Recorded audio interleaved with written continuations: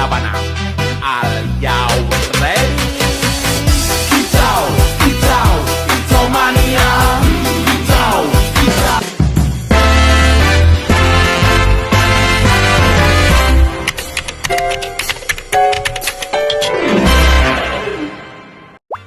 Halo teman-teman, pada percobaan kali ini kita akan melihat sesuatu yang unik dan keren nih, yaitu bunyi yang bisa terlihat menggunakan cahaya laser. Nah, biasanya bunyi hanya bisa kita dengarkan, tetapi melalui eksperimen ini, gelombang bunyi dapat divisualisasikan dalam bentuk gerakan cahaya. Buat teman-teman yang penasaran bagaimana cara membuatnya, yuk simak tutorial pembuatannya.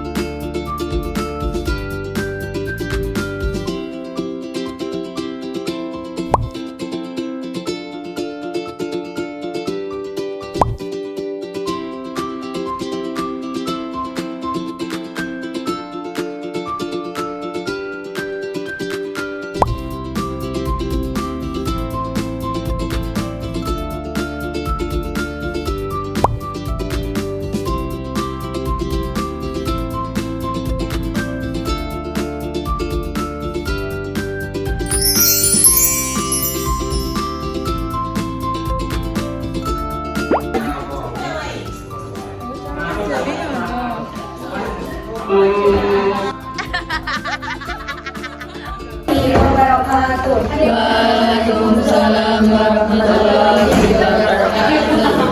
Selamat pagi teman-teman semuanya. Pagi. Hari ini kelompok kami akan mempresentasikan tentang gelombang dan bunyi melalui visualisasi sederhana pada laser.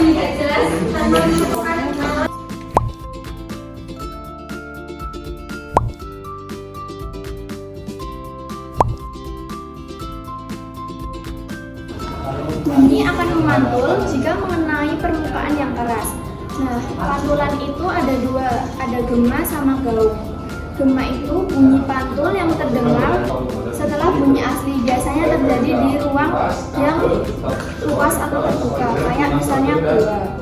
Terus yang gaung itu bunyi pantul yang terdengar hampir bersamaan dengan bunyi asli, sehingga suaranya tidak jelas. Misalnya kita telepon saling deketan, kan suaranya kayak ning ning ning gitu kan. Nah itu contoh gaung.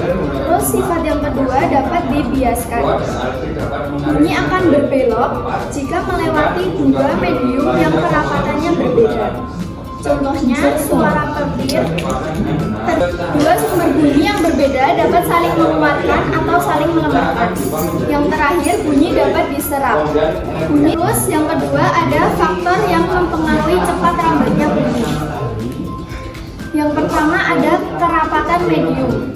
Bunyi merambat paling cepat pada zat padat, kemudian zat cair, dan paling lambat pada gas udara. Hal ini karena partikel zat padat lebih rapat sehingga lebih cepat meneruskan getaran. Yang kedua, suhu medium. Semakin tinggi suhu suatu medium, semakin cepat rambatnya bunyi. Udara panas membuat partikel bergerak lebih cepat sehingga energi bunyi lebih cepat dihantarkan. Yang terakhir ada kelembapan udara. Udara yang lembab atau banyak uap air memiliki massa jenis yang lebih kecil daripada udara yang kering, sehingga bunyi merambat sedikit lebih cepat di udara yang lembab. Selanjutnya ada hubungan gelombang dan bunyi. Bunyi adalah gelombang. Tanpa gelombang berarti tidak ada bunyi. Membentuk pola rapatan dan renggangan. Lalu frekuensinya, semakin banyak getaran atau frekuensi yang tinggi per detik, maka bunyi yang dihasilkan akan semakin tinggi atau melengking. Terus semakin besar simpangan getaran atau amplitudo, maka suara akan terdengar semakin keras dan kuat. Selanjutnya akan dijelaskan demokrasi. Nah, untuk alat pengukurnya sendiri itu yang pertama adalah laser, terus ada bekas, kalau ada balon, terus ada spek kaca, penyangga, kardus dan kertas. Nah, untuk cara kerjanya yang pertama itu ambil botol bekas dan tutup salah satu ujungnya terbuka menggunakan balon yang sudah kencang.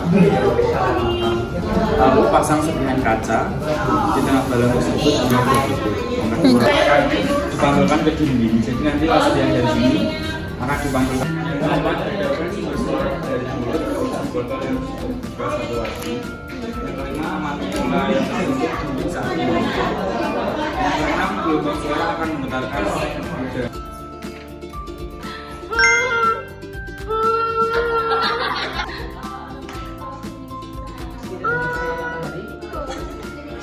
Ini jangan digerakin. Tutup rapat, Be.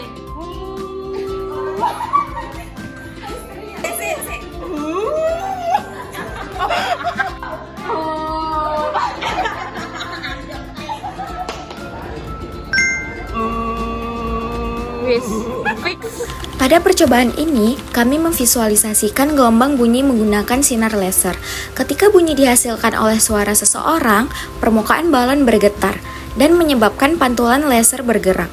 Hal ini membuktikan bahwa bunyi merupakan gelombang yang dapat menghasilkan getaran.